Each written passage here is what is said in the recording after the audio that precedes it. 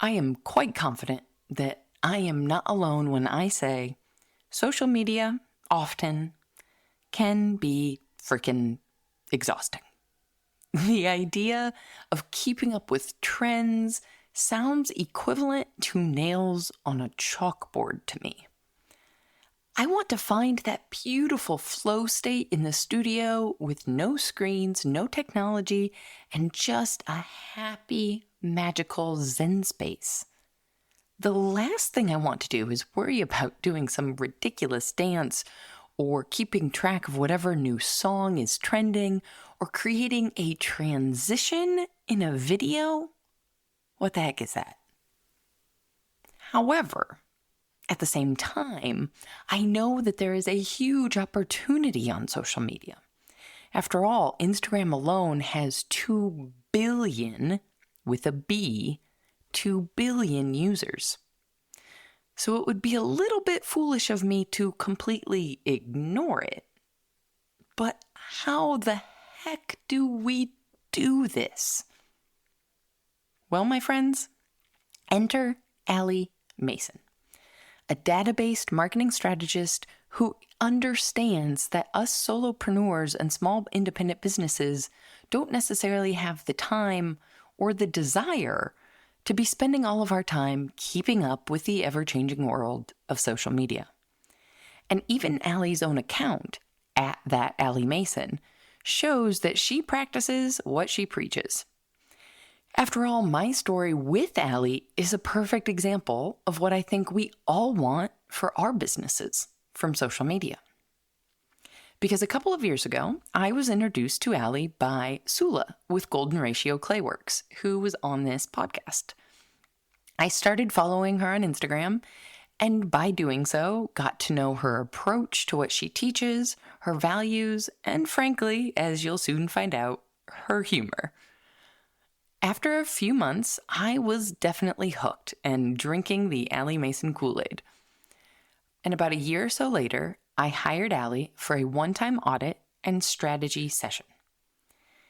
And at the start of this year, I jumped on the opportunity to join Allie's inaugural beta group of membership students. Even though I was joining as I was practically sitting in the airport on the way to Italy and couldn't participate until just recently. But that's how excited I was about it. That's how much value she had brought to me just following her on Instagram. And now I'm bringing her to you. And she's coming into the community to teach a 1-hour masterclass. We'll get more on that in a little bit. My point in sharing this progression of how Allie and I have worked together is to get to this. Over the last 2 years, Allie has not constantly been on Instagram every single day. She doesn't post a reel or a video without ever taking a break. In fact, she's taken some really big breaks, like months. And yet, I'm still hooked. And Allie is still booked. Okay, that was bad. Let's move on. The point is, I think this progression is what we all dream of. Using social media for what it can do for us all to grow our businesses, but not have it be our businesses. We want to be able to take a month or two away when we need to, or heck, when we want to. But we also want to be sure that we're doing what we can to sell more pots and pursue our dreams, right? Can that magical balance possibly exist? Well, I'll let you answer that question for yourself as I chat with Allie Mason in this episode. But one more quick thing. Just remember, this conversation is frankly only the tip of the iceberg. Allie and I fielded as many questions that you all submitted ahead of time as we could during this 1 hour. But I'm sure hearing her answers bring up more questions. And that is exactly why 2 weeks from now, on April 25th, Allie is coming into our community for a super special, unique masterclass. My friends, this masterclass is about her answering members' questions directly. It's not a pre-made slide deck. It's going to be awesome. And I could keep rambling on about this opportunity right now, but I'll leave that for the end. So if you're interested in learning more after you hear all of Allie's advice in this episode today, stick around in your headphones all the way until the end, and I'll explain what's happening inside of the community on April 25th. But for now, let's dig into this first Q&A with Allie Mason, right after a brief word from our sponsors. Today's episode is brought to you by the Rosenfield collection of functional ceramic art. The collection exists as an online source for research and inspiration, featuring photos of objects made by over 1,000 artists. The images are high quality and can be used with no permission required, making them a great source for students and teachers. To find out more, visit www.rosenfieldcollection.com. A special thank you to the Archie Bray Foundation for sponsoring this episode of The Maker's Playbook. The Bray Clay business is your best source for Bray epoxy, a 2-part moldable epoxy intended for post-firing repairs. Working like clay, it's easy to shape, texture, fill gaps, and recreate missing parts. Bray epoxy is sold in tan, white, and black base colors, with a 9-color kit that will allow you to perfectly disguise your repair. Order anytime online at archiebrayclay.com. Now, on with the show. Welcome to The Maker's Playbook, the show where we talk all about what it's really like to make a living from the things you make. I'm your host, seasoned entrepreneur of 14 years, Rebecca Ikes Cara.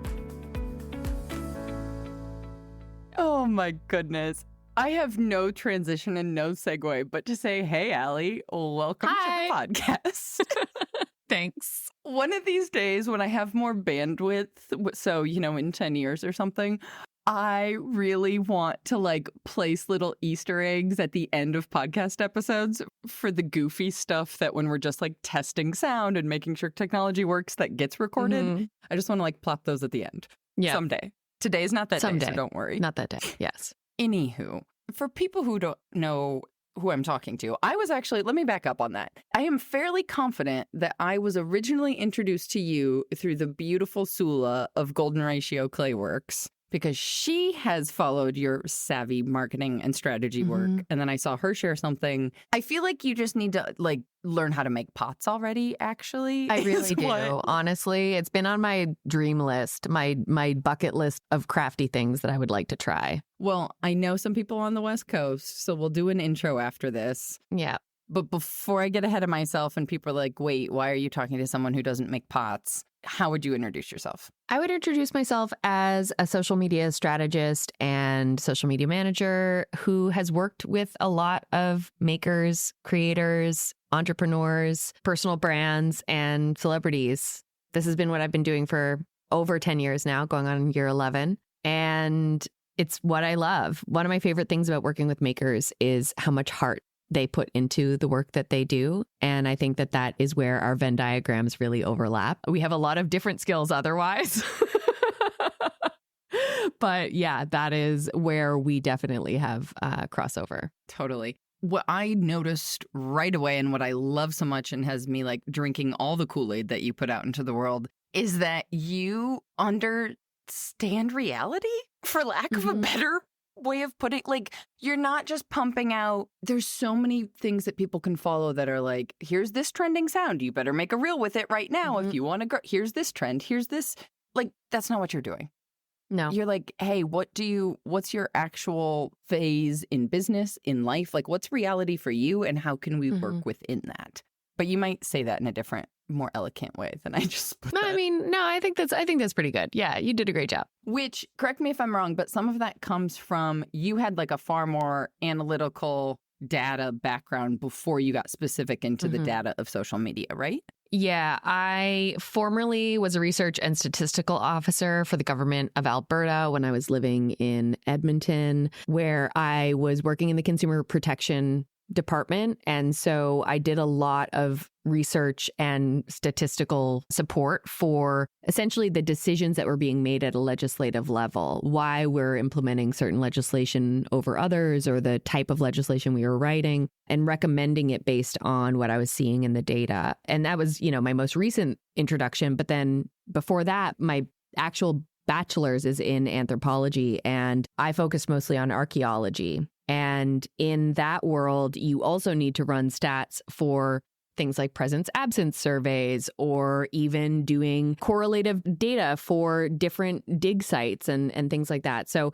it's always been, I think, since I was probably 20 years old, a part of the work that I've done in one way, shape, or form. Whether it was archaeology, working for government, when I was in journalism, statistics have always been like a really important part of how I do what I do. And I think that is kind of like a distinction between myself and some other folks who are in my industry, is because I am very data driven. And not in a, I'm going to say this before anyone starts, like, their hands aren't muddy yet, their fingers hovering over the maybe I'll go to a different episode button. It's not statistics in the sense of, oh my gosh, I can't wrap my brain around this. It's more you looking at data and then giving recommendations from that. It's not It's not coming to makers being like, well, you need these 3 spreadsheets if you want to grow on Instagram. That's not what we're talking about. No, Just not at all. And stats from any perspective are the most interpretable, if that is a word, type of number when it comes to doing research, right? So stats is what we get when we see there was a 75% increase in this.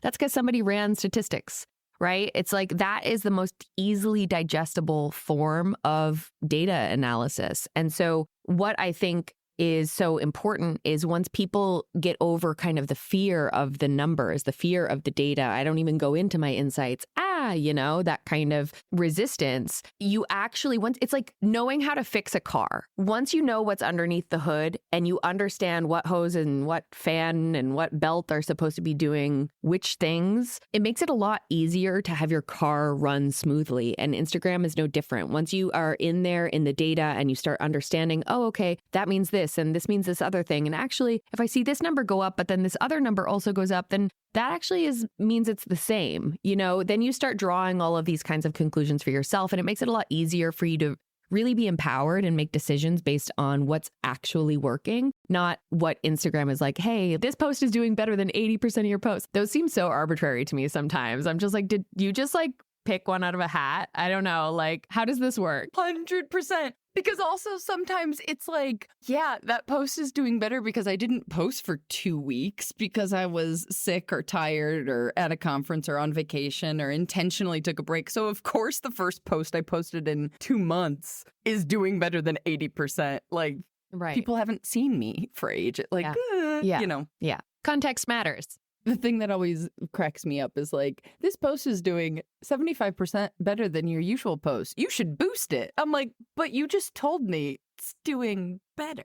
Well, and we can talk about that. Why would I give you money? They're not wrong. You don't post. What I will tell you, pro tip, coming in hot, never boost a post that is underperforming. If it's underperforming, trash it. And that doesn't mean delete it. It just means don't put money behind it. Exactly. As soon as you say this out loud, my brain's like, oh, duh.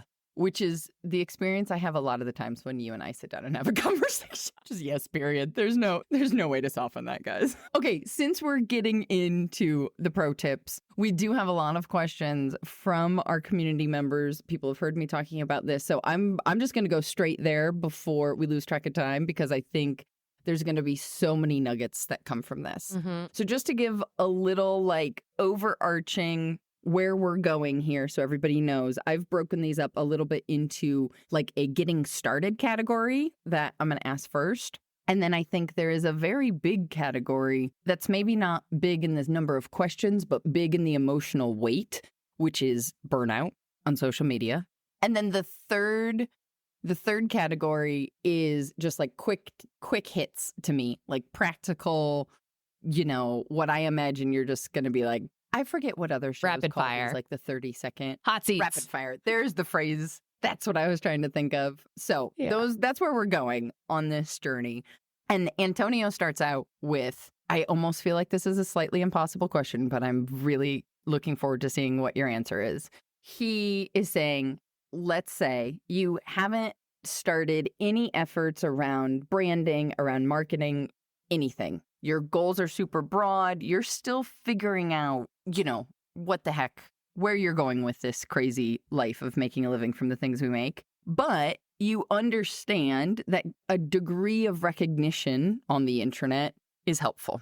Mm-hmm. Where do you start? Do you use, and the couple of examples he gives with that where do you start question is, do you start with a new page? Do you use an existing personal as like a launching point? What does a foundation look like? Which is a connecting to another question we got from Jessica, which was like, where do I begin? Where do I even start? I mean, I think that is such a common question, right? Especially when people start building a business offline and then want to take it online. And my recommendation almost always is never to go the personal to business route. And it's for one main reason, which is you will probably back me up on this, Rebecca. I feel like almost everyone I've ever spoken to about this shares a similar sentiment. The audience you're looking to attract is not your friends and your family. The audience you want to attract are people who are customers, who enjoy the art that you create, whatever, in this case, potters. They're not, your high school English teacher or the TA you worked with when you were in college. It's more important to keep your audience really honed, especially at the beginning, toward who your real, true, ideal audience is. Because the data again, we're going to go back to data, the data that Instagram takes to decide who to show your content to, right? Just to baseline explanation of how the algorithm works, it's if this, then that. If Allie has these types of people who follow her and they tend to like her usual content, then when she makes her account public and the next time she posts, we're going to show her content to more people who are similar to her followers. If your followers are not the type of people, and no shade, who are going to actually engage with your business content, like truly the people in my life who are like most supportive of my business content, sure, my mom. Everybody else in my family and extended friends, a lot less, right? They are happy for me. They want my business to be successful. They support me in the very friendship-oriented kind of way, but they're not on every post of mine leaving comments or liking or sharing it with the people who are in their community, right? And that's what actually matters, especially when you're just starting out and especially when you're trying to grow. So start with a fresh account. Don't muddy the water. Keep it really simple. Just post business content with a little bit of personal so people get a sense of who you are, but really get a sense of like why you're on social. What are you showing up to do, sell, be, and then go from there. Once you get 3, 6, 12 months of data, then you'll start being able to see, how are these things interacting with one another, what kinds of content, what kinds of styles perform best for the people who are interested in what I do.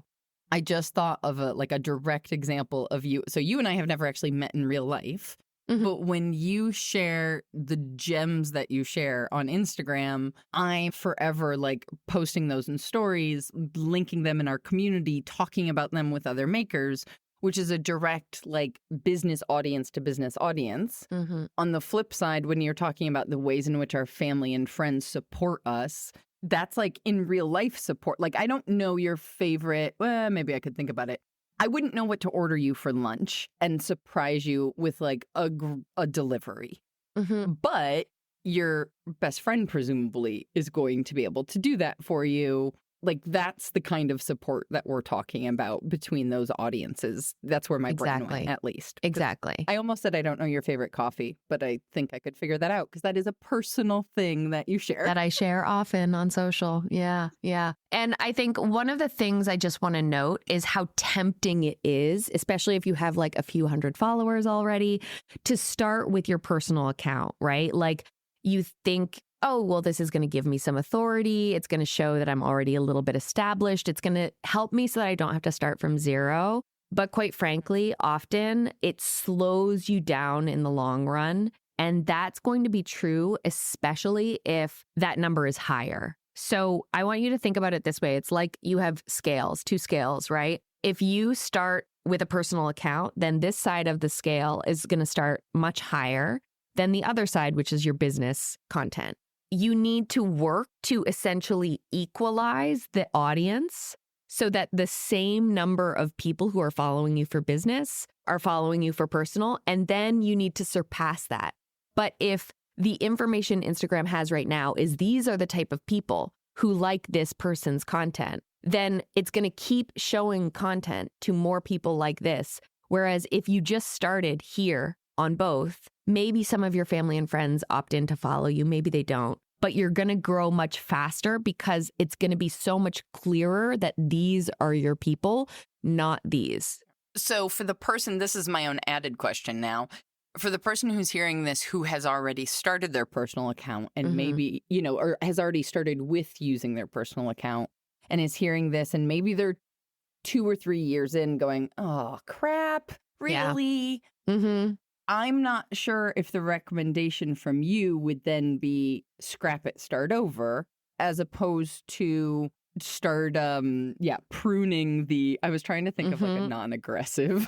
I know, of like, yes. Clear them out, unfollow your friends, restart a personal account and get everybody over there, I'm assuming is your recommendation, but correct me if I'm wrong. That is usually my recommendation, is to migrate your close family and friends to a personal account that is private and keep it private for a little while, mainly just so that it's really clear what account is for which thing, and slowly remove them as a follower from your business page. Make sure you don't do too many removals in a short period of time, because there are action blocks on Instagram, which are essentially when you perform too many of the same tasks sequentially, very close together, and it essentially thinks that you're maybe like not human. So it flags your account as being a bot or being something else that's against Instagram's terms of service. When that happens, you get blocked from taking further actions for usually somewhere between 24 and 48 hours. If you get multiple, sometimes it can be up to a week, 2 weeks. If you keep pushing the envelope, you can have your account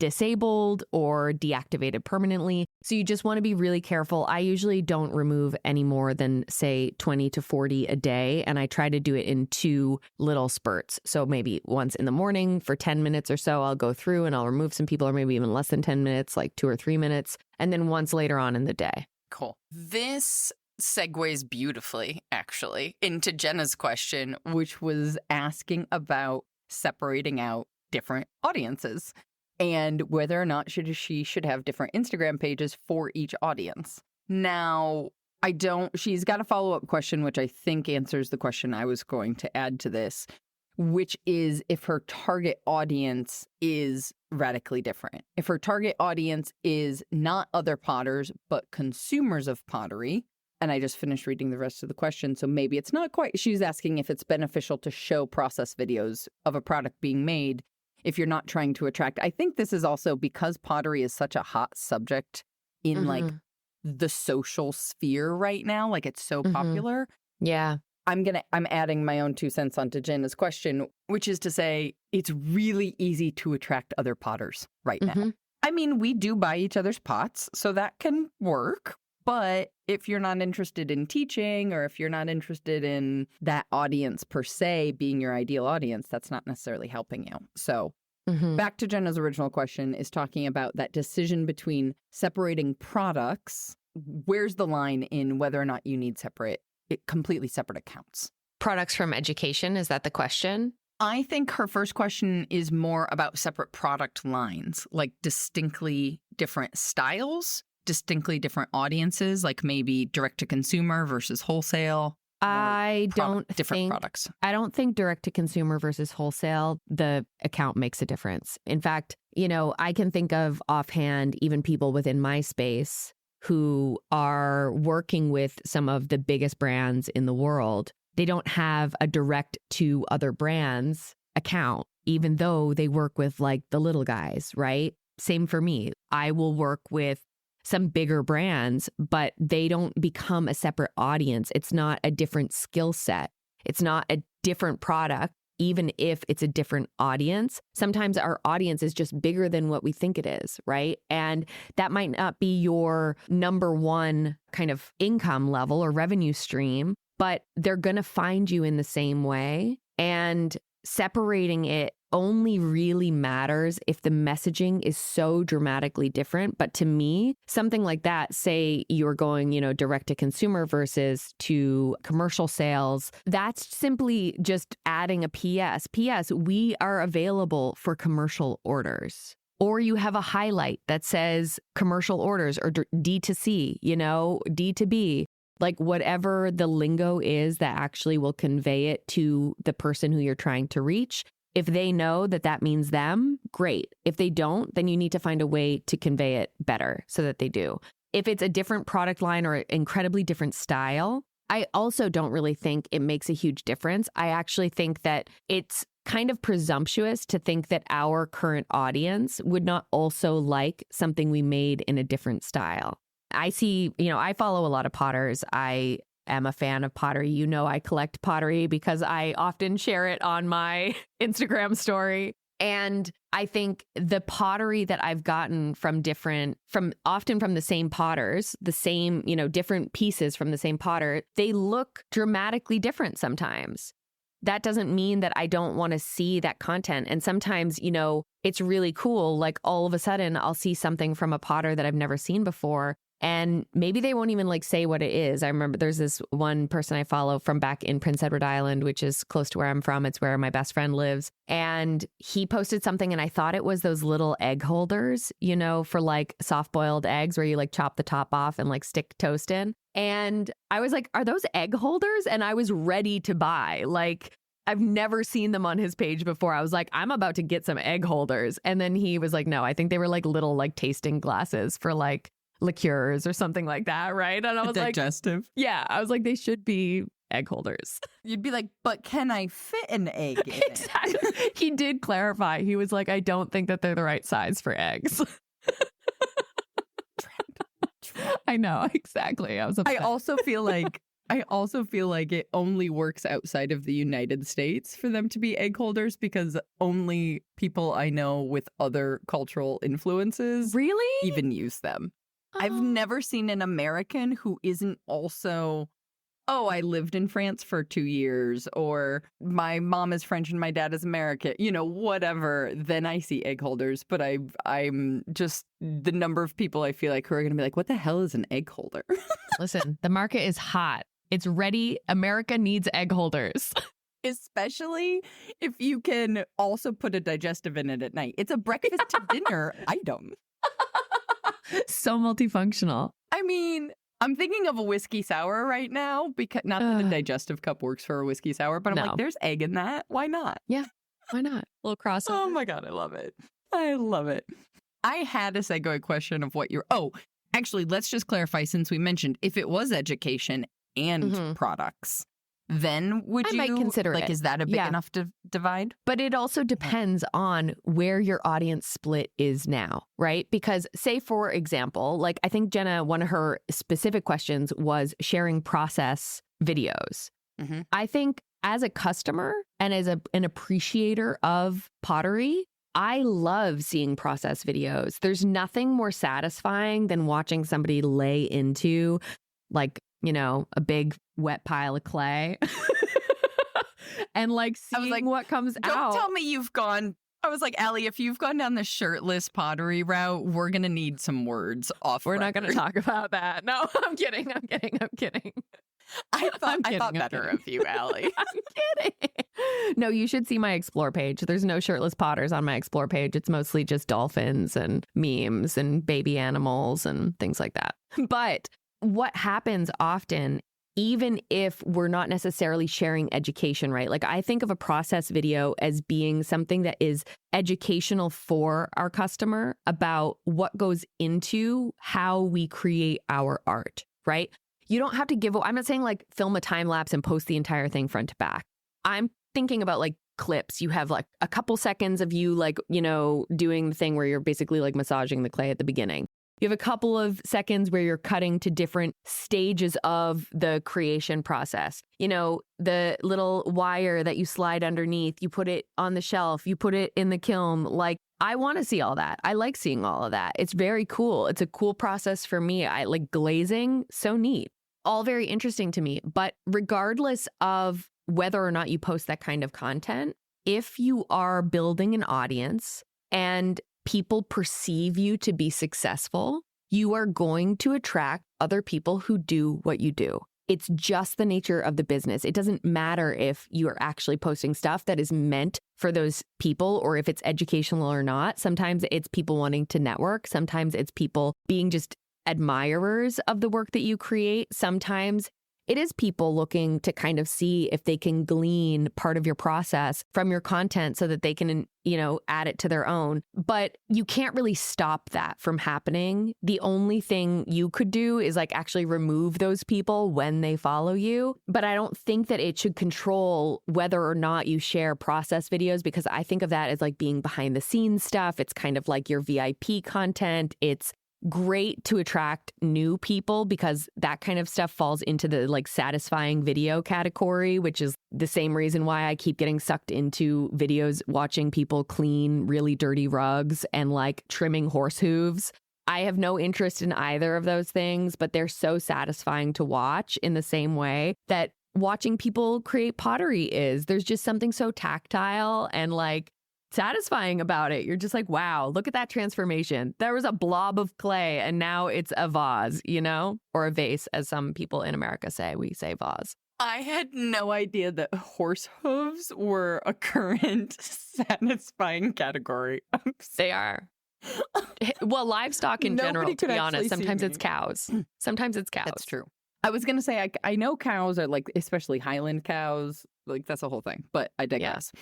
That's super helpful for me. My brain also assumes that like what you put in the caption alongside that content informs the audience. Like it informs as in guides who the audience is, in the sense of like, if you're putting in a caption, like the way I'm going to describe centering the clay at the beginning for you or the people that we met at the market last week is different than the way that potters talk about centering, right? I'm not going to go into a 300 level collegiate course description of what the right hand is doing when you're centering, as opposed to, oh, the first step of our process of throwing is centering the clay because you need to get it, you know, whatever. Like, bare minimum education to someone who has no idea what you're doing. Yeah. And I wouldn't even say at that level that you even need to explain what you're doing. If you're sharing a process video and it's like a front to back process, this is, you know, a teaser. These go into the kiln tomorrow. I can't wait for you to see how this glaze turns out. Or, you know, what pattern should I paint on the outside of these? You don't even talk about the technicality. It's not about that for the consumer.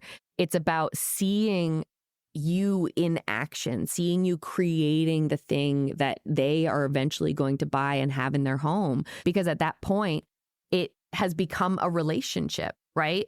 From your hands to theirs, quite literally. That's really the way I want you to think about, why am I sharing this content? It's like, I'm not sharing it because I need my people to understand the technicalities and the steps of this process. I'm sharing it because it allows them to connect with me in a deeper way, to see me at work, to see how much energy and like love and heart I pour into this thing that I create. And then I can use it to kind of tease more from them or get more kind of consumer or customer input. You know, what glaze would you like to see next? What glaze was your favorite? Like, there are so many ways that you can, you know, people talk about calls to action all the time, right? And they think it just means click the link in my bio. It doesn't. A call to action is anything you're inspiring someone to do, and you can make it fun and you can make it personal and you can, you know, switch it up depending on the type of content that you're creating. But it's always about fortifying and building those connections and those relationships with the people who follow you and giving them the next step to actually go ahead and buy the thing that you're selling. That last part, it's like, and tell them if it is it's finished, for sale. Hey, you can buy it this weekend at the market. Yeah. On that Well, I don't know if it's on that note. I was just going to say that as a segue phrase, let's be honest. I'm not going to attribute this to any one member of ours because I know it is a question everybody has. Mm-hmm. Do I need to show my face on a daily, a weekly, a whatever schedule basis in order to connect, in order to grow on Insta? You know me.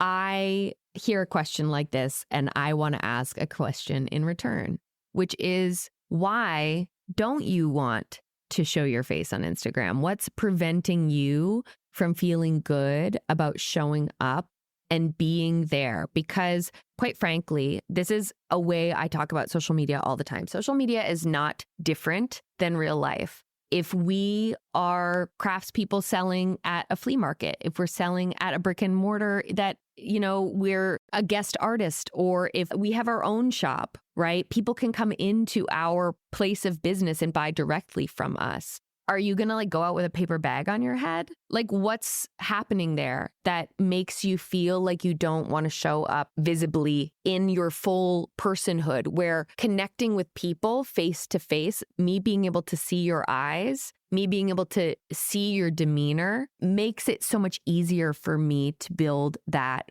relationship with you. And I think there's this feeling of a lot of people wanting to hide themselves on social media because there is so much greater possibility for exposure, in air quotes. But the reality is, none of us start posting on social feeling totally confident and comfortable staring at ourselves on a screen. None of us do.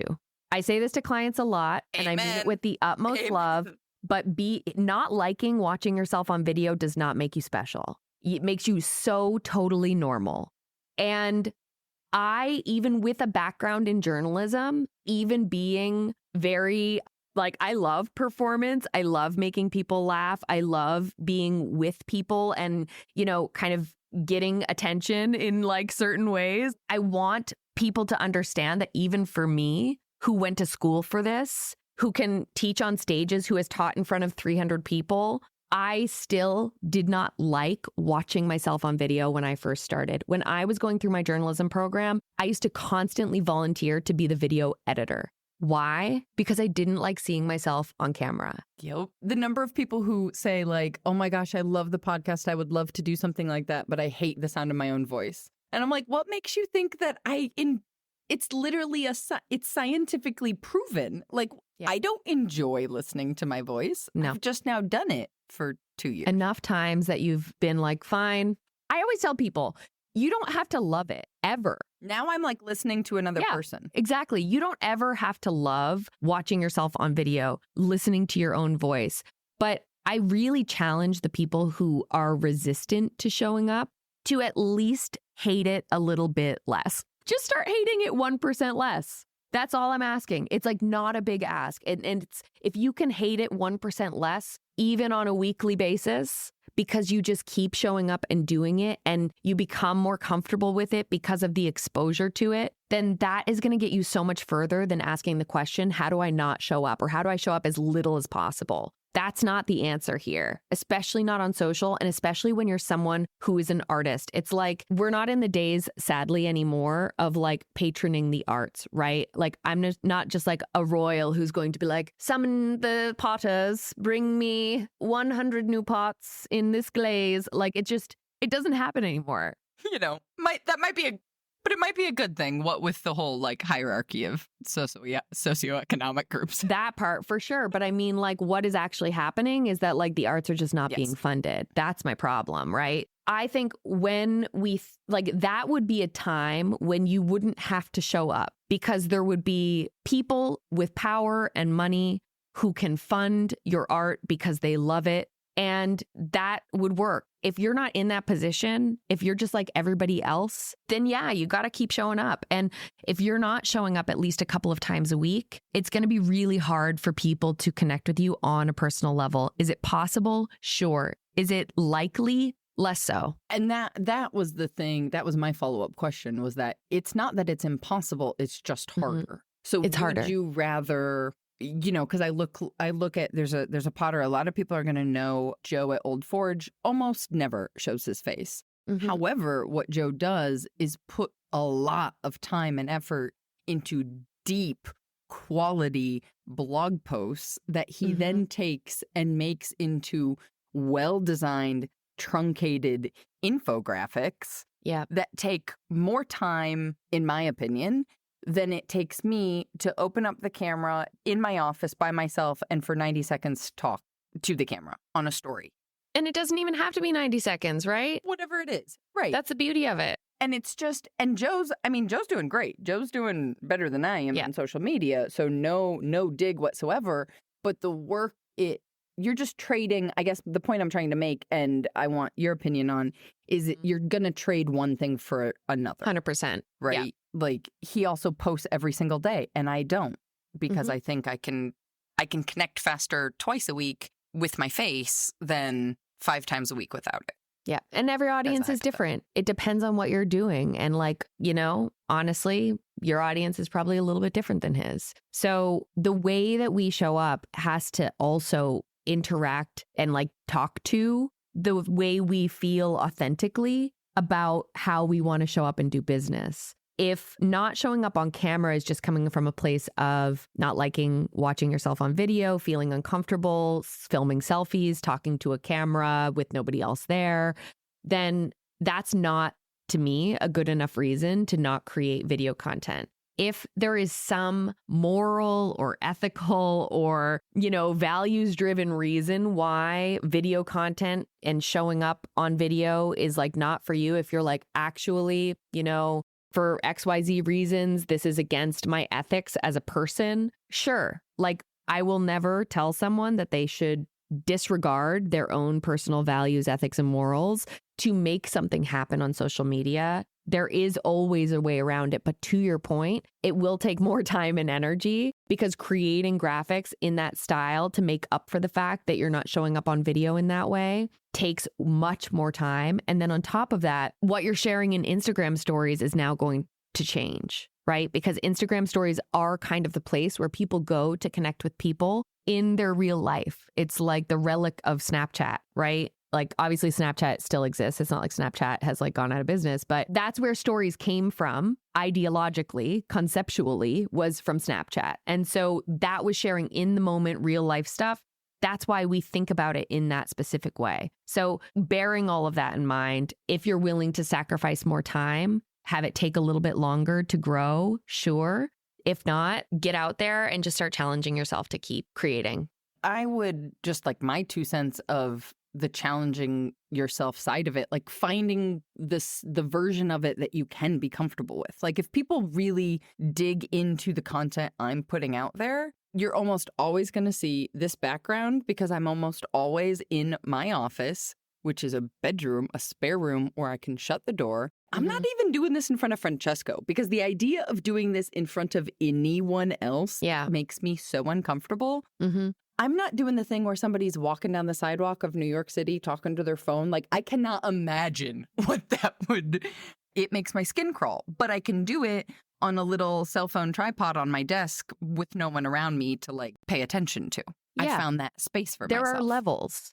Exactly. And if filming the video at first is too uncomfortable still, take a selfie, just a picture, and then type words on top of it and start there and put that in your story because it deletes in 24 hours, it archives in 24 hours, and then you don't have to look at it anymore. But just start somewhere where you're starting to challenge the belief that, I really don't want to show up on social. And so as a result, I'm going to try to avoid it. Challenge yourself to actually try. And the thing I want to add that gets us slightly off topic, but I also know you've done a lot of work in this space, is especially for people who don't look like you and I, we want to see more people who show up on the internet, right?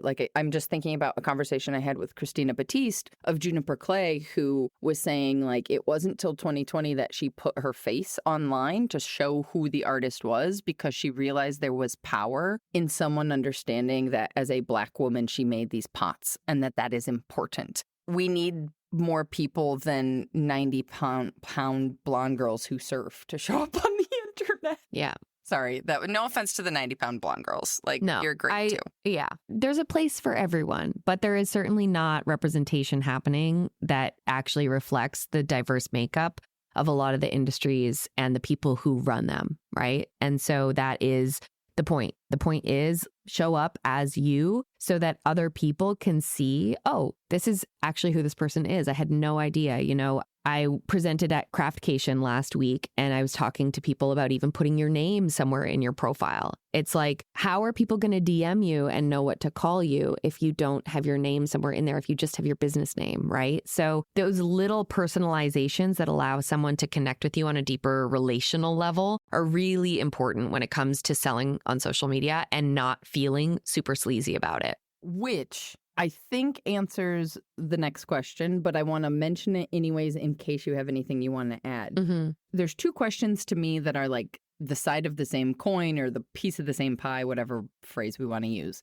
Antonia was asking, how much are we really marketing ourselves versus our work? And acknowledging that there's bias, there's good and bad in that, but just wondering what that effect is. And in the same vein, Anne was asking, how do you separate the creator from the artist? In that sometimes she feels like she should be recording when she's making, but then that kind of pulls her out of that magic flow state of making and, you know, having that space for making art versus creating content. But I think that's in tandem with what this theme that we're talking about as in terms of marketing ourselves versus marketing our art. I mean, I honestly don't really see them as incredibly different. My perspective on this is that when we share ourselves, we humanize our business. So it's not about marketing me.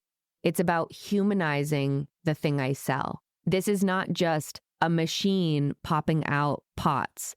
This is not just a machine writing reports and giving strategies to people. This is a real person, a real human being behind this account who works really hard and who, you know, would like for people to buy the thing that they're selling, right? This is me doing the work that I do.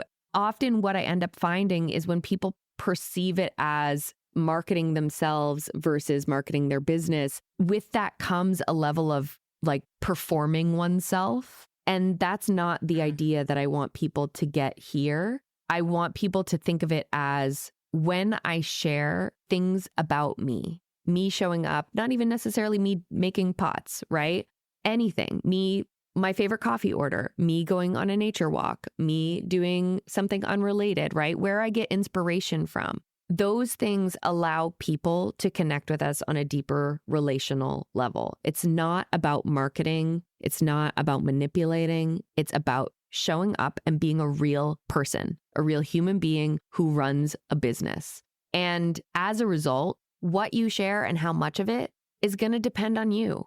There's a big part of this, and in the marketing space and in a lot of other spaces, ask any lawyer. What's the answer to any question? It depends. It really depends. It depends on you. It depends on the context. It depends on what you're trying to achieve and how quickly. It depends on your level of comfort. It depends on how much joy you get from the process of sharing and connecting with others, because this is one of the really interesting things. What I often find is a strong correlation. The same people who claim to hate social media are the ones doing the least connecting with others. The more you spend time connecting with people through social media, the easier it is to not hate it. Again, I'm not asking you to love it. I'm just asking you to hate it a little bit less. So if you are actually showing up and you're giving people an opportunity to connect with you, right? It can be over the most random, mundane things. And this is why, you know, it doesn't, when it comes to especially Instagram stories, things like that, adding little things that maybe don't even seem like they're related to your business or maybe to you or just part of your everyday routine gives people an opportunity to see themselves in you, to feel like there is some additional connection there. And when you have the opportunity to actually talk about it, you know, I'm always sharing videos or photos from me being on the beach, right? I moved across the country to California so that I could walk on the beach every day in Southern California. And I share that with my audience. To be fair, you were committed to that when it was 35 degrees in New York. I was want walking. the world to know your level of commitment. I was walking in Coney Island at 35 Fahrenheit. Yes, that is true. And I am very committed to walking on the beach, but it is nicer when it is a little bit more pleasurable in the warmer temperatures and less windy. And, there's palm trees. It's nice. There's more dolphins. But that being said, people reach out to me almost like fairly regularly saying, oh, there's this great beach here. There's this great place there. You really need to check out, go up the coast to this place. There's this kelp forest and there's a bunch of dolphins that you can see there all the time because they're always in the kelp beds. Like people are giving me these little insider tips. How can I be mad at that? How can I hate social media when people are giving me like insider tips on where to find dolphins playing in the water? Like, I can't be mad at that. So I think that's the other part of this balance. I always like to think a good place to start with anything in terms of a ratio is 80-20, right? The 80-20 rule applies to so many things in life. Talk about your business 80% of the time. Talk about yourself 20% of the time. I think that can invert in Instagram stories. You can talk about yourself 80% of the time, talk about your business 20% of the time, but it doesn't have to, right? That's what I like to do, so that's what I do. But these things are all malleable. There is literally no copy and paste social media strategy that's going to apply the same way to every single person. And if somebody is telling you that it does, that it's going to work guaranteed for every single person, chances are you're getting swindled. So take a step back, take a pause, ask for some testimonials, see what the results actually are. And chances are you're going to find out that it isn't necessarily true. They're probably sharing Maggie from BS Free Business. She is always sharing how in many testimonials, you're only seeing the top 1% of success stories versus the full range or breadth of the actual results that people get for their clients or, whatever. So take that as just like a word of caution, but truly like explore it and find what feels good. That's your consumer. Yeah. That's your consumer protection background. It is. Right it always there. comes back. Yeah. Yeah. It always comes back. Right? The thing I hear with what you're describing too is number one, humanizing our businesses is the difference between us selling a mug and Target selling a mug. Mm-hmm. Number one. And number two, what's really interesting to me is that a lot of the things people don't want to do and complain about are the things that make trying to sell the thing you've made when it's done feel sleazy because you've skipped the steps of connection. Yes. I talked about this a little bit, I think, on an episode from last year when I was talking about email marketing. And people are so worried that they're going to spam the people who sign up for their email that the only emails they ever send are sales emails. Yeah. They only send a message when they're like, okay, now I have something for you to buy. And I'm like, what feels spammier when you're only hearing from someone because they're like, would you like to give me your credit card information now? Or if you hear from someone, not every single day, but maybe once every couple of weeks to be like, hey, human, you exist. I exist. I drink more tea than coffee. What about you? And then a few weeks later, by the way, we have mugs to buy for your tea. That's so much nicer to me than buy this mug. It's ready. Buy this mug. Buy this mug.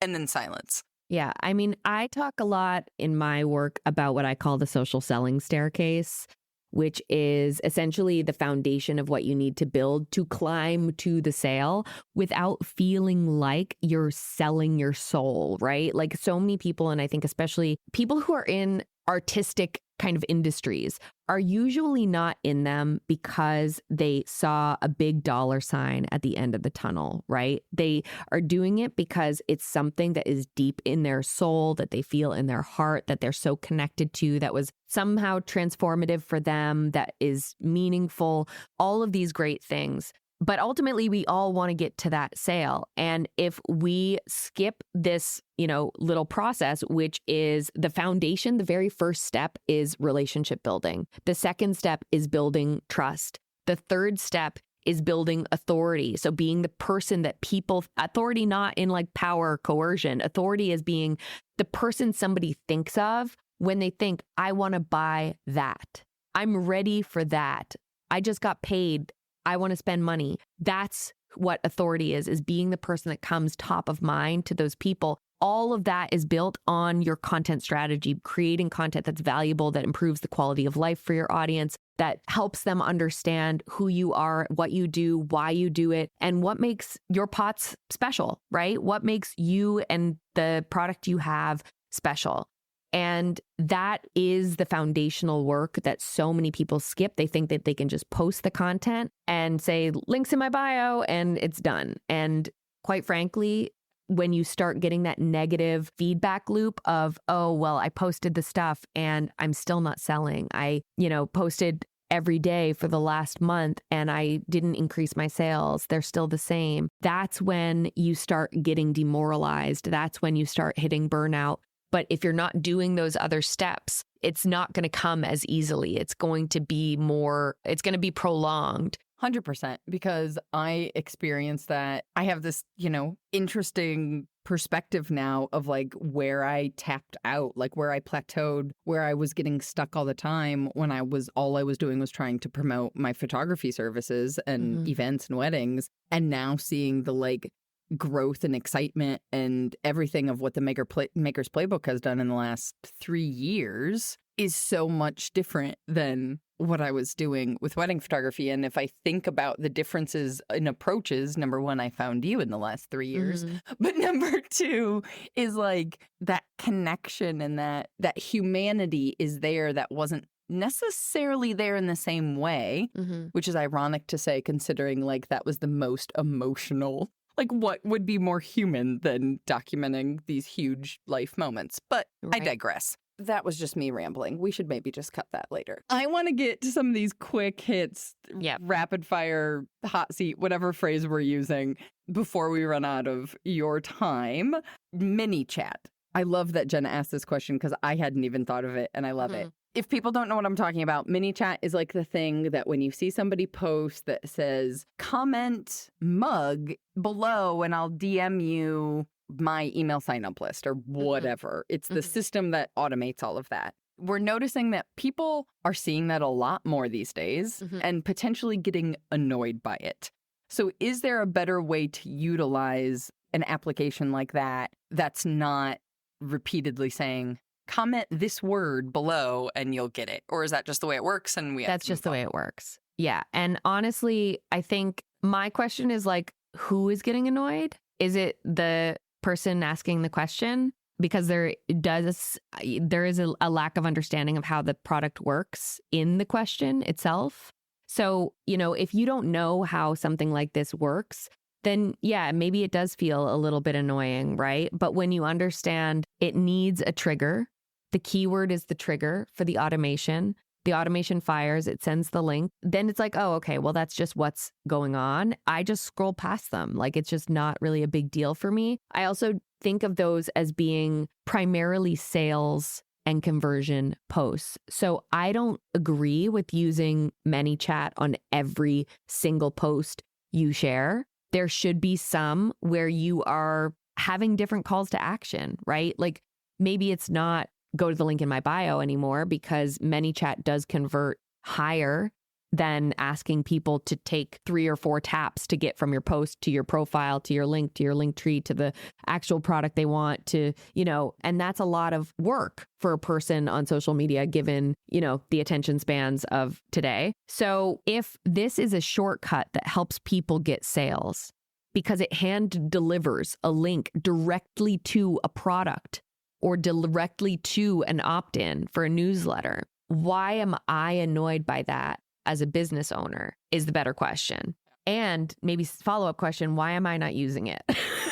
Because the amount of conversions that I've seen come from it from my own clients is we're talking people who were getting maybe 5 newsletter signups a day for an account roughly in the high 10s, almost into the 100,000 range, to getting 1,500 signups from a single post. The difference is... Excuse me, why I go sign up for ManyChat. You can just finish this episode by yourself. Yeah, right. The difference is astronomical, truly. And you need to know how to use it well, and you need to not abuse it. But the other part of it, what has started happening is that there are so many people who don't understand that it's an automation, that they think it's a strategy. So what they're doing is they're not using it. They're not even signed up on ManyChat. They're just saying, comment this word below And they think that that's improving their engagement. But number one, that's actually considered like engagement baiting, according to Instagram. The only reason why it works with ManyChat is because ManyChat is authorized by Instagram. Number two, it's not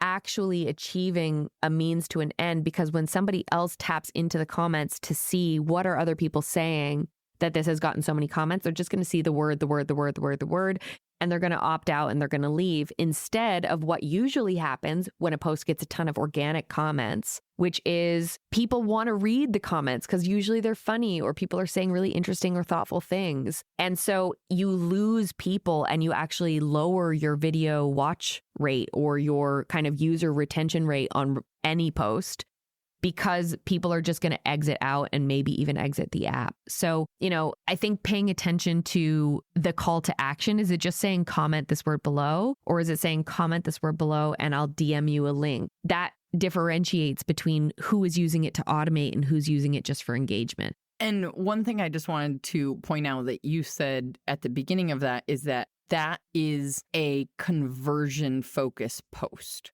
As in, like, that's the post that you are going to, exactly. Like, you are not selling in every single post you create. And I think this is something we're probably going to dig way deeper in your masterclass that we're going to do inside the community, because we just don't have the time for it on the podcast. And it's way more complicated and way more stuff. But like, every post you write is not going to be, the call to action is not going to be selling, right? To kind of clarify that, hopefully, for people. Speaking of posting and how much you're posting schedule, Jamie is asking, like, what's the current situation here? What's the current recommendation, if there is one? I've got a feeling I know your answer, and it starts with a D and ends with appends. But if there was one, current recommended posting schedule, and also, are hashtags still important? Like, essentially all the bells and whistles of Instagram when it comes to hashtags, when it comes to polls and questions. What should people actually be utilizing that's going to make a difference? Instagram has said this from the beginning, which is, if you are trying to reach the maximum audience possible, you should be using every surface on Instagram. So Instagram refers to all of the different types of posts or places you could create content as being surfaces. Reels are a surface, stories are a surface, carousels, feed posts are a surface. Then there's the features. So things like poll stickers that go into either your story or the polls that go into the posts themselves. There's the music, there's, GIFs, there's all kinds of other things that we can utilize that are features, little kind of add-ons, especially when you're new. But I think almost anyone should be applying a variety of types of content, carousels, photos, single image things, quotes, whatever it makes sense with your industry. So like, not every industry, I'm not saying like a potter needs to create like inspirational quotes all the time. Maybe it's like one a month, or maybe it's never, but just using a wide variety of the different surfaces that are available, single image post plus carousels of whatever. Maybe it's like multiple products, or you're showing like the progression of a product or the degression of a product. So there's that. In terms of frequency itself, I think for any business who's looking to grow and to have an impact on social in terms of their bottom line, their revenue, I usually recommend a minimum of 3 times per week. That's just in your feed. So that's reels, carousels, photos, etc. Your story, I think most people should be showing up at least 4 to 6 times. Again, minimum 4, maximum 6. You can always take a day or 2 off. It's not a big deal. Often I find that when I take 24 hours off, the first time I post when I come back in my Instagram story, I do have a bit of a peak in terms of my total reach. That also depends on what I post and what I post after that. So there's a whole lot of other factors that go into it. I do remember, at least maybe it was a couple of years ago now, Adam Mosseri, who's the head of Instagram, he mentioned something about if you're not getting a lot of reach on your story, to take 24 hours off and then post something. Sometimes it just gives people a little break, and they'll want to come back and see what you've got going on. So in terms of frequency, remind me what else was in the question, because there was a few different things that you mentioned. She was just mentioning kind of all of the tools, like there's certain tools in Instagram that we should be utilizing to Hashtag increase was the reach. third. I couldn't remember what the third one was. So Instagram hashtags the thing to keep in mind with hashtags is they are a categorization tool, not a tool of distribution. So this is something that I have talked about and will continue to talk about probably in perpetuity because not enough people know about it. But hashtags are not intended to get you more reach. Sometimes when your content is good and your hashtags are specific and aligned with what you've actually shared and people are looking for that thing, they will also be boosted into hashtags that people follow, hashtags where people are searching, keyword search results, but only in keyword search results. So that's when you go into the explore page and you just search a word without adding the hashtag beforehand or without tapping over to the tab that says tags.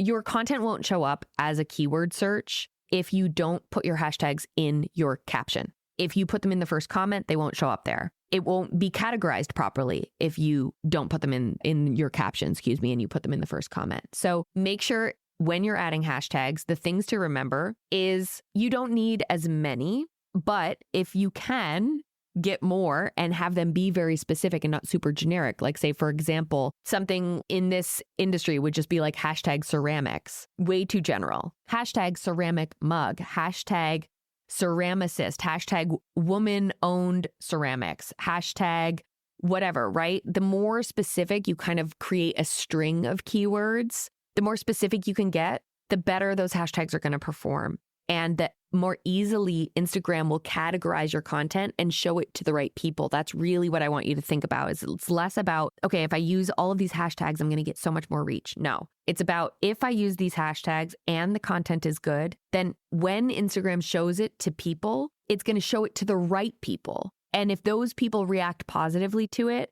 then it's going to show it to more of the right people. And that's how people go viral, right? So keeping those in mind, I had one of those, like, I hate saying this, but I have one of those like calls with Meta last week. They'll offer it to anyone. Full transparency. I've been so deep in my business that I haven't posted on my own account in like 9 weeks, right? Sometimes when you are running your own business and things are, Which I'm not going to lie. people love, honestly. I just love to see it. It gives me so much calm to see you crushing at your job and not having to always constantly be producing I don't have to always constantly be producing content. It's and you know, other people may go through those phases. It's less common when you're constantly kind of creating a product and like launching a product. But if you have a newsletter or a blog or you're selling in person and your stuff gets bought out without you posting on social, unless you want to become a celebrity potter or you want to change your production process so that you could produce more,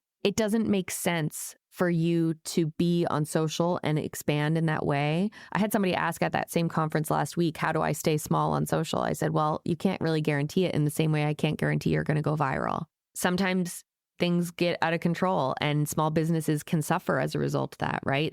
So yeah, the Meta call I had just last week, the woman who I spoke to reiterated all of this. Like they don't share like groundbreaking, like insider info. It's like stuff you can find on the Instagram blog or on the creators page. One of the things that she said to me explicitly about hashtags was making sure that they're specific, that you use longer kind of chains of keywords and using somewhere between 3 and 8. Now, I don't sign on to the 3 to 8 rule, but I do only because usually when people try to go above and beyond 3 to 8, they start adding in all of these hashtags that have nothing to do with their business. They're too generic. They're not aligned enough. It doesn't make enough sense. So if you can come up with 8 strong hashtags that apply to your work and then add in these little ones with it, right? So say, for example, you are creating a mug with like a print like this on it, right? There's some nice crocodiles with a green background, right?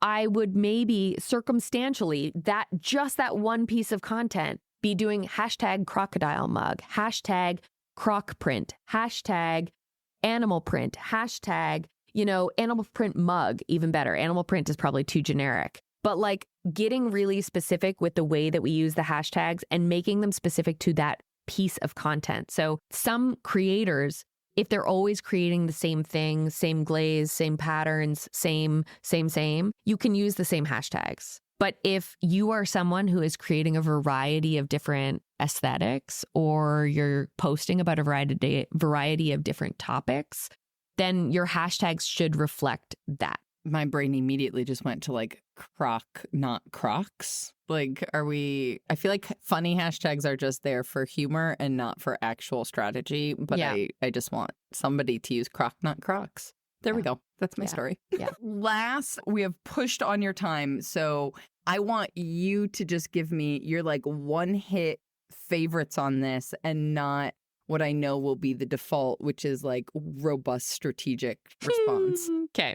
So your favorites, just in full respect of your time. Jessica's question was biggest time saver and biggest time waster when making Instagram content. Okay. Biggest time saver is scheduling tools that auto post and templates, creating your own templates in advance that you can just drag and drop, plug and play. Time savers. Time wasters, scrolling the Reels tab for content ideas. Time wasters, spending way too much time too often on hashtags. Time wasters, comparing yourself to other people in your industry. Maybe the biggest one. Get out of there. Mute them. I was going to say that's the mic drop and the episode right there. Boom, done. I love it. There was so much more that we could keep going in that should surprise no one because it's a huge platform and strategy. When you want to do something properly, it's not a let me give you this quick answer and that will solve all your problems. Like Spidey senses, everyone. There was no way we were going to solve all the Instagram questions in an hour, which is why we have a follow-up masterclass with you, my dear, in the community where we're just going to go even deeper than we already went, which might blow some people's minds. No, it'll be good.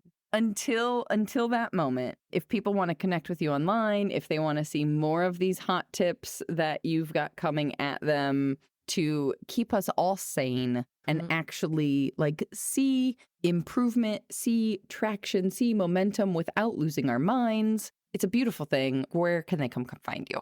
They can come find me on basically every platform.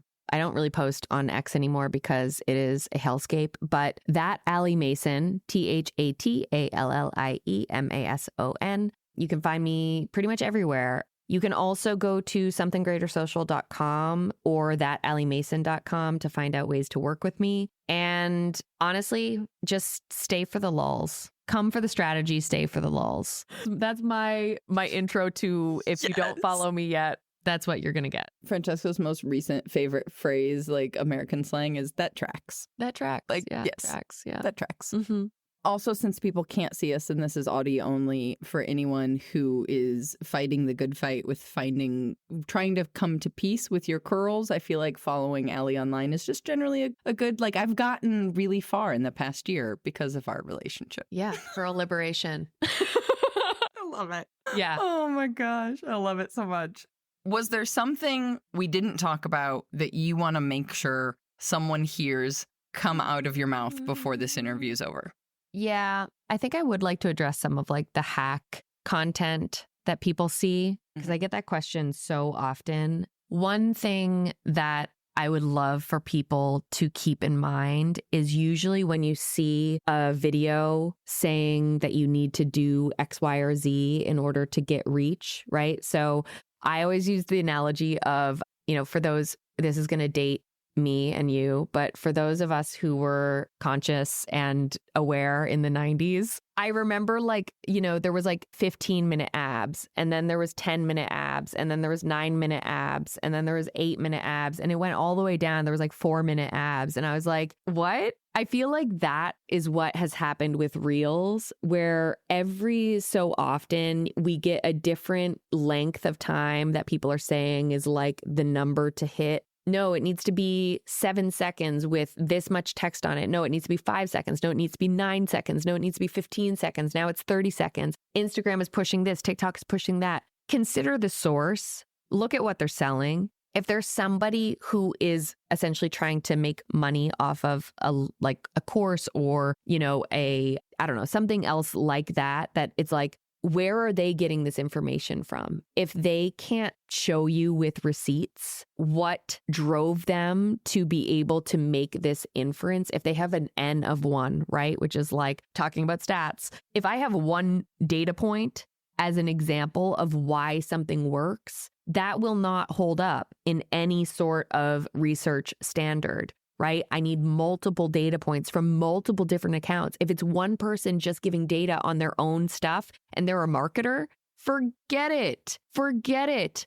I try to never talk about my own personal results because as a marketer whose business is Instagram, of course my content about Instagram is going to perform pretty well on Instagram. Do you know what I mean? When I post, for context, when I post, it will perform well. But instead, look for people who are using examples from people outside of their industry. If they can provide, evidence or receipts from accounts that are not related to marketing, that's a much better holistic kind of picture about how something really works than just my own personal anecdotes from my account as a marketer. So keep that in mind. And as with all things with income claims, a lot of that stuff is absolute nonsense. The FTC is cracking down on a lot of this stuff right now, and there's some class actions coming to light. Probably we're going to hear about a lot of them within the next few years, cracking down on this style of business. So if something seems too good to be true,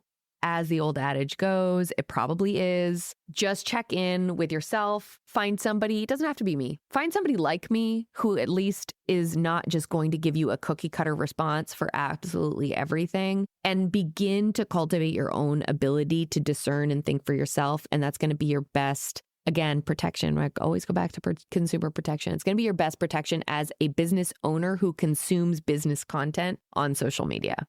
As a person who has spent a fair chunk of change on online education over the last 14 years, I am here to say it is totally okay if you get caught up and sold on something that is promising a quick solution. But hopefully in that moment, before you submit your credit card information, remind yourself that business is hard and it takes time and it takes consistency and commitment. And there's not a silver bullet to, solve your reels to go viral, to double your follower count in 30 days or 10 days or 2 hours, whatever it is. Exactly. I love chatting. I could just keep going and going and going, but that's why we planned a follow-up conversation for Exactly. And I hope that you host some version of some live spilling of the tea when all those class actions come out, because that's just going to be great. I'm just like, ooh, I feel like that needs to be like a multi-person live with like Maggie and a couple others. Maggie. Yeah. Yes, exactly. I'm like, oh, that's going to be fun. Yeah, exactly. Yeah. Oh my goodness. Thank you so much. Thank you so much for taking the time. Okay, so we hit on a lot. But one subject I mentioned at the start that I know we probably could have spent an entire episode alone just talking about was burnout. If you're feeling the burnout, I promise you are not alone. We've all been there, Allie included. And these bigger, a bit more vulnerable subjects are exactly why we're having the follow-up conversation with Allie in our IG Masterclass inside of the community. If you had an aha moment in this last hour of listening, you are not going to want to miss the Masterclass happening on April 25th. 2 very short weeks from the date this podcast originally airs. This episode, at least. Now that you've discovered how crazy savvy Allie is, I want to break down the pragmatic and frankly financial side of the masterclass. In other words, I'm just going to be really blunt. Typically, a one-on-one strategy session with Allie is $425 USD. This masterclass is included with the price of our community membership. In other words, with $42 USD, 42, you get a $425 masterclass. Yes, you heard that correctly. It is a little bit crazy. But here's the thing. I know Instagram is a huge subject for so many makers. I also know that the strategies and best practices that Allie shares can apply to other platforms and not just Instagram. And most of all, I know that dark place of comparison and exhaustion and of spinning my wheels feeling like I have to do this thing, but I don't really want to post. So then whatever I do put up there on the internet, it just goes nowhere. And ugh, that feels terrible. And then that adds to the dark place and bleh. But I also know firsthand the relief as I have learned to grow my own account strategically because of Allie over these last couple of years in a way that actually feels good for me.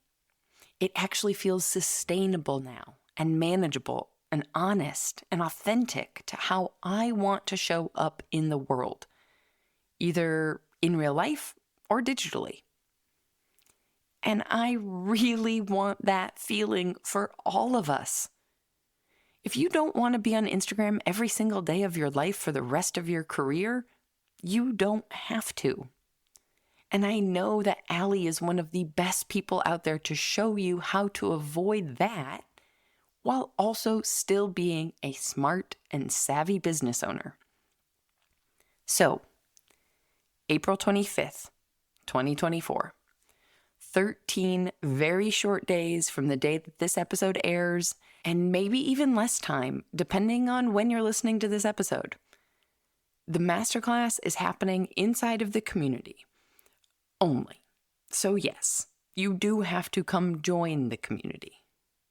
But also yes, with a $42 membership, you'll have Allie's masterclass that would normally cost you $425. So even for people who hate math, that math is pretty easy, right? And by the way, if you're listening to this after April 25th, send me a message.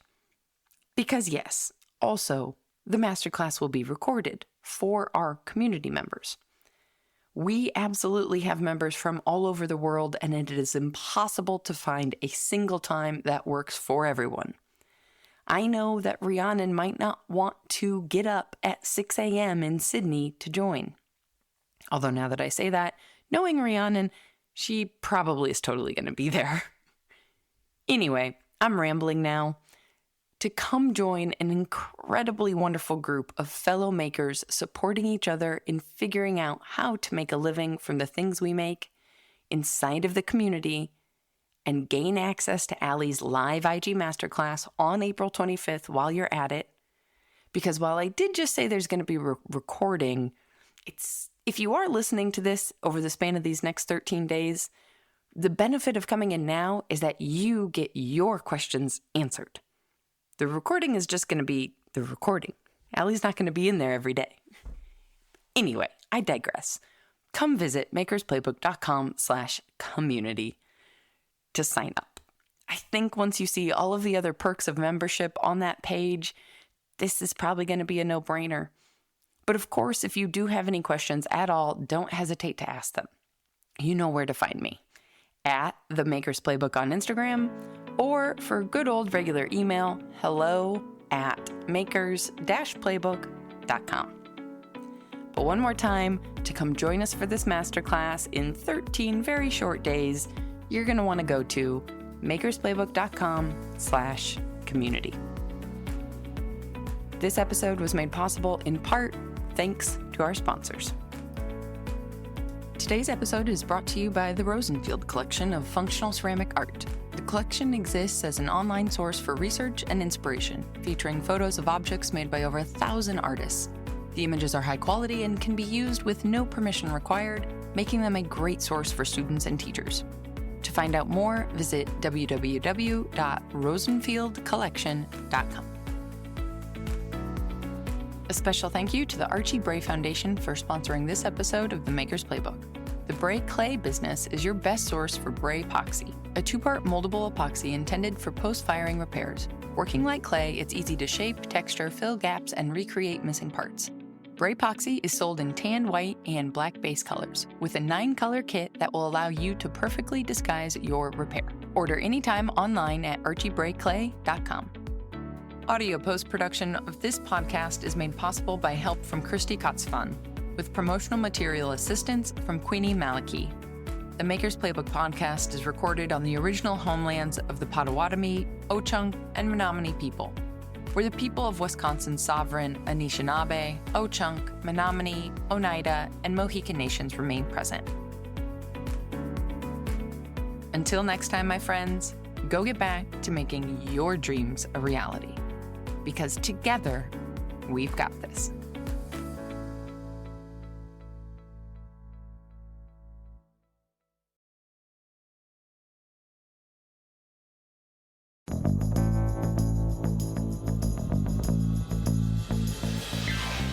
This podcast is a production of the Brickyard Network, an extension of the Archie Bray Foundation for the Ceramic Arts.